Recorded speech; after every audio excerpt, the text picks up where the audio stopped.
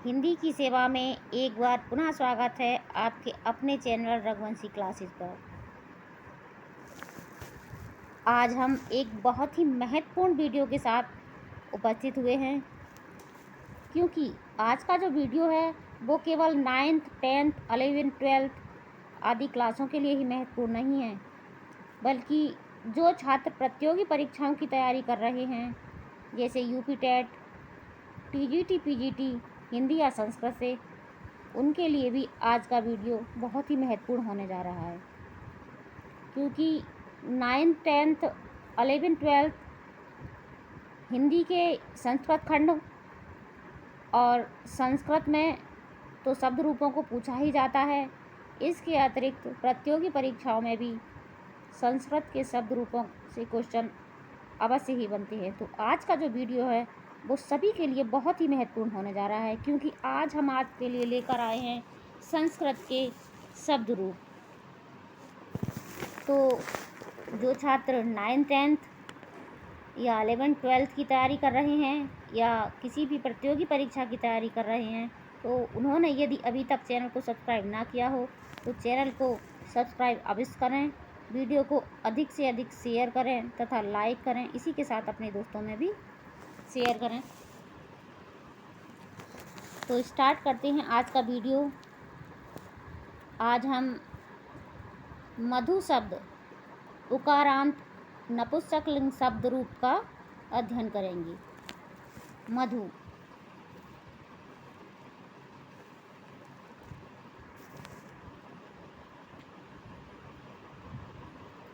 मधु उकारांत नपुंसकलिंग का शब्द रूप है। तो अभी तक आपने जो रूप पढ़े होंगे वो आपने पढ़े होंगे। सबसे पहले हम जानेंगे कि संस्कृत में कितने वचन होते हैं। तो संस्कृत में वचन कितने होते हैं? संस्कृत में वचन होते हैं 3, एक वचन, द्विवचन और बहुवचन। तथा संस्कृत में विभक्तियाँ कितनी होती हैं? विभक्तियाँ होती हैं हमारी शब्द रूपों में 7 विभक्ति होती हैं। प्रथमा विभक्ति, द्वितीय विभक्ति, तृतीय विभक्ति, चतुर्थी विभक्ति, पंचमी विभक्ति, षष्ठी विभक्ति, सप्तमी विभक्ति और इसके अतिरिक्त होता है संबोधन। सबसे लास्ट में आता है हमारा संबोधन। तो आज तक आपने जो रूपों को पढ़ा होगा वो आप किस क्रम में पढ़ते होंगे? अधिकांशतः पढ़ने वाले किस तरह से याद करते हैं? पहले एक वचन, द्विवचन, फिर बहुवचन, जैसे मधु, मधुनी, मधुनी। लेकिन आज जब हम शब्द रूप याद करेंगे उसको अलग तरीके से याद करेंगे। सबसे पहले हम कैसे पढ़ेंगे? सबसे पहले हम सब विभक्तियों, प्रथमा, द्वितीय, तृतीय, चतुर्थी आदि सभी विभक्तियों के एक वचन को पढ़ेंगे। यानी पहले एक वचन के सभी विभक्तियों में रूपों को पढ़ेंगे। तो इस तरीके से आप आसान तरीके से शब्द रूपों को याद कर सकते हैं। तो सबसे पहले हम मधु शब्द के एक वचन के रूपों को पढ़ेंगे। तो स्टार्ट करते हैं। एक वचन, एक वचन में प्रथमा विभक्ति में क्या होता है? मधु। द्वितीय विभक्ति में होता है मधु। तृतीय विभक्ति में होता है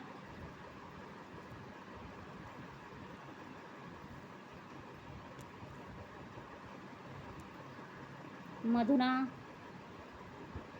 चतुर्थी विभक्ति में होता है मधुने। पंचमी विभक्ति में होता है मधुना। षष्ठी विभक्ति में होता है मधुना। सप्तमी विभक्ति में होता है मधुनी। सप्तमी विभक्ति में क्या होता है? मधुनी। और संबोधन में होता है हे मधु। संबोधन में होता है हे मधु। तो हम किस तरीके से रूप को याद करेंगे? सबसे पहले एक वचन में देखेंगे, किस तरह से पढ़ेंगे आप? मधु, मधु, यानी एक वचन और द्विवचन में दोनों एक ही तरीके से रूप बनता है। मधु, मधु, मधुना, मधुने। मधु, मधु, मधुना, मधुने।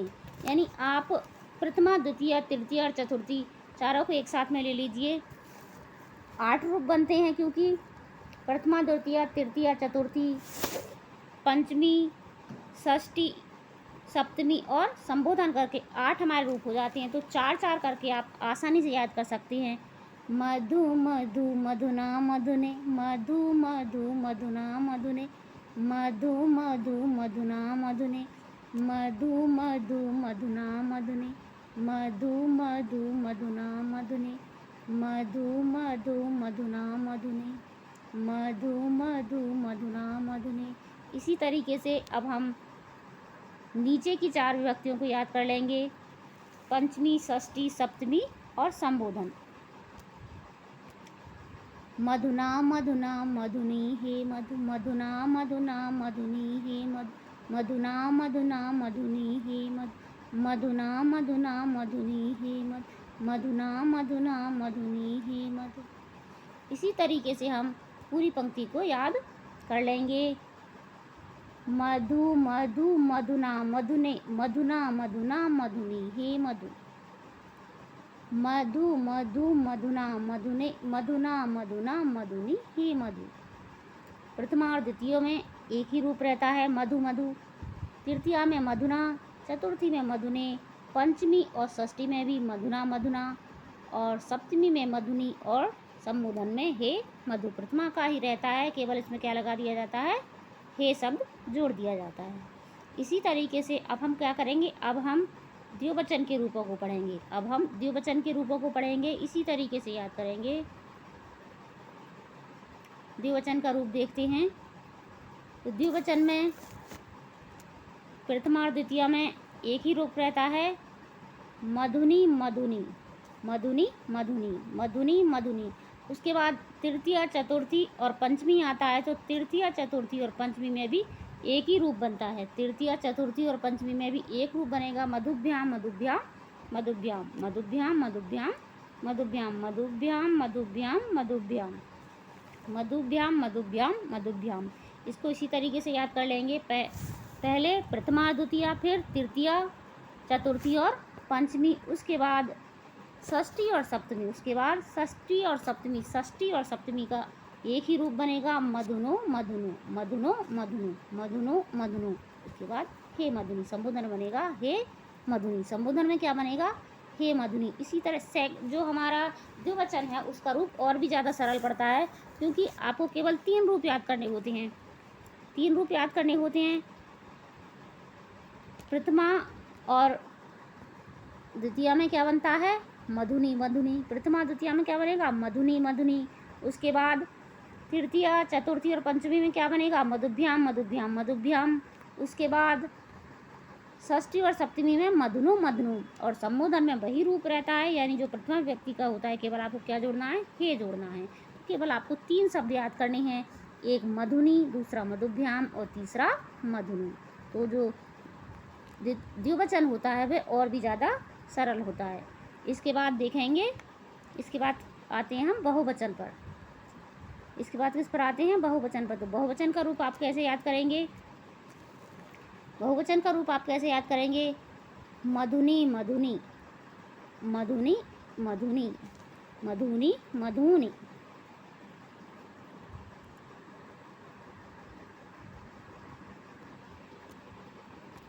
तृतीया में होता है मधु भी। तृतीया में क्या होता है, मधु भी। तृतीया में होता है मधु भी। और चतुर्थी और पंचमी में होगा मधुभ्या मधुभ्या, मधुभ्या मधुभ्या, मधुभ्या मधुभ्या। और षष्ठी में होगा मधुनाम। षष्ठी में क्या होगा, षष्ठी में होगा मधुनाम, षष्ठी में होगा मधुनाम। सप्तमी में होता है मधुसु, और इसमें हो जाएगा हे मधुनी, हे मधुनी। संबोधन में हो जाएगा हे मधुनी। फिर से देखिए, मधुनि मधुनि, मधुबी, मधुभ्य मधुभ्या, मधुनाम मधुषु हे मधुनी। मधुनि मधुनि मधुबी, मधुभ्य मधुभ्य, मधुनाम मधुषु हे मधुनी। तो आपको अब से रूप किस प्रकार से याद करने होंगे, तो आप तीनों वचनों में एक साथ नहीं पढ़ेंगे। पहले एक वचन का याद करेंगे, फिर द्विवचन का याद करेंगे, फिर बहुवचन का। किस तरीके से पढ़ेंगे, एक बार पुनः हमारे साथ पढ़ें। मधु मधु मधुना मधुने, मधुना मधुना मधुनी हे मधु, मधु मधु मधुना मधुने मधुना मधुना मधुनी हे मधु। अब द्विवचन का देखते हैं। मधुनी मधुनी मधुभ्याम मधुभ्याम मधुभ्याम मधुनो मधुनो हे मधुनी।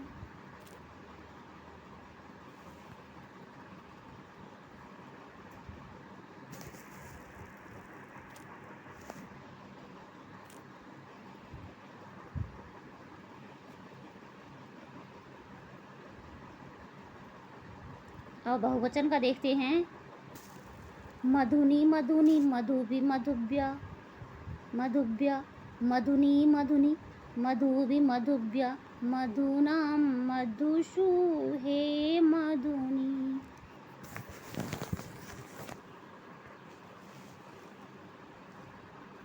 नेक्स्ट हम देखेंगे नदी।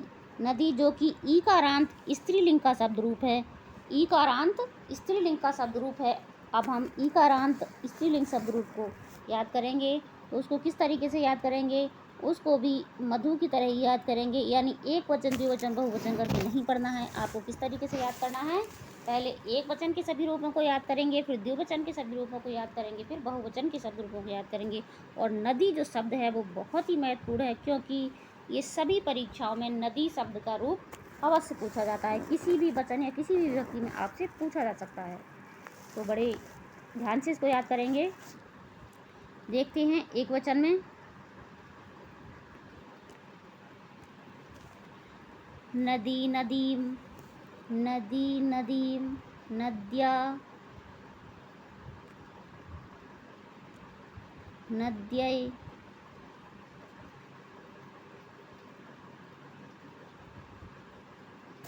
नद्या नद्यै नद्या नद्या नद्यां हे नदी नद्या नद्यां हे नदी। इसको भी चार चार करके याद करेंगे। किस तरीके से याद करेंगे, चार चार करके याद करेंगे। प्रथमा द्वितीया तृतीया और चतुर्थी का एक साथ में। नदी नदीम नद्या नद्यै नदी नदीम नद्या नद्यै नदी नदीम नद्या नद्यै। नद्यै में ए की मात्रा लगेगी, एक ही दी हुई है यहाँ।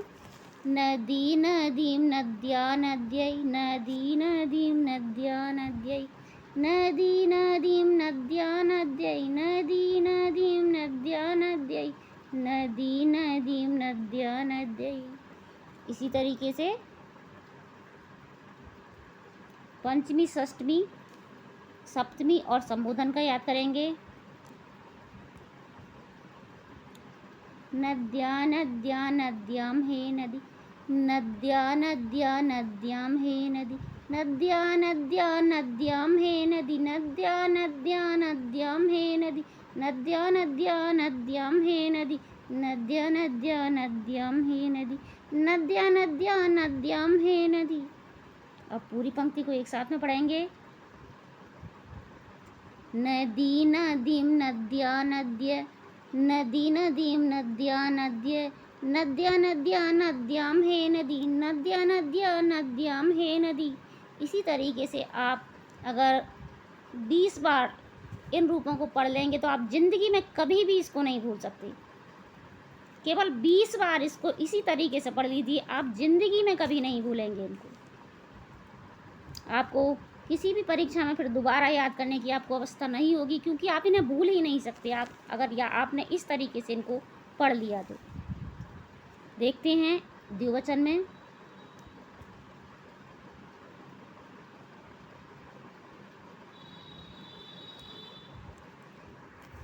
नद्यौ नद्यौ नदीभ्यां नदीभ्यां नद्यौ नद्यौ। द्विवचन में हमें किस तरीके से याद करना है, क्योंकि प्रथमा और द्वितीय का रूप एक बनता है और तृतीय चतुर्थी और पंचमी का एक ही बनता है, तो इसको इस तरीके से पढ़ेंगे। नद्यौ, नद्धौ नहीं होगा, दा नहीं होगा, यहाँ धा नहीं होकर यहाँ होगा नद्यौ नद्यौ। इस तरीके से लिखा जाएगा। नद्यौ नद्यौ नद्यौ नद्यौ नद्यौ नद्यौ नद्यौ नद्यौ नद्यौ। प्रथमा द्वितीया में नद्यौ नद्यौ, तृतीया चतुर्थी और पंचमी में नदीभ्यां नदीभ्यां नदीभ्यां नदीभ्यां नदीभ्यां नदीभ्यां नदीभ्यां नदीभ्यां नदीभ्यां। षष्ठी सप्तमी में होगा नद्यौ नद्यौ नद्यौ नद्यौ नद्यौ नद्यौ हे नदी, नद्यौ नद्यौ हे नदी। इसमें भी केवल 3 शब्दों को याद करना होगा। द्विवचन में केवल 3 शब्दों को याद करना होता है।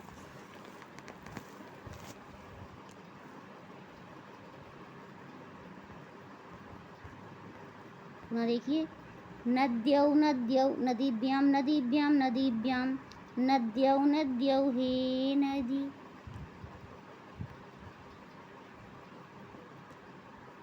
अब देखते हैं बहुवचन का रूप।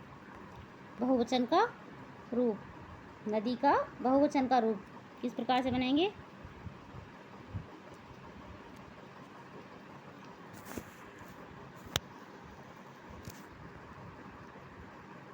नद्या नदी, नद्या नद्या नदी, नद्या नदी, नदी भी, नद्या नदी नदी भी, नद्या नदी नदी भी, नद्या नदी नदी भी, नद्या नदी नदी भी, नदीभ्या नदीभ्य। चतुर्थी पंचमी होगा बनेगा नदीभ्या नदीभ्या। प्रथमा द्वितीय तृतीया बनेगा नद्या नदी नदी भी, नद्या नदी नदी भी, नद्या नदी नदी भी, नद्या नदी नदी भी। चतुर्थी और पंचमी बनेगा नदीभ्या नदीभ्या नदीभ्या नदीभ्या नदीभ्या नदीभ्या। क्या बनेगा नदीभ्या नदीभ्या नदीभ्या नदीभ्या। षष्ठी में बनेगा नदीनाम नदीनाम नदीनाम नदीषु। सप्तमी में बनेगा नदीषु हे नदी, हे नदी, हे नद्या। क्या बनेगा हे नद्या, नदीनाम नदीषु। षष्ठी में नदी नाम, सप्तमी में नदीषु और संबोधन में हे नद्या। एक बार पुनः देखें, नद्या नदी नदीवी, नद्या नदी नदीवी, नदीभ्या नदीभ्या नदीनाम नदीषु हे नद्या, नदीनाम नदीषु हे नद्या। इसी तरीके से आप किसी भी शब्द रूप को बड़ी आसानी से याद कर सकते हैं।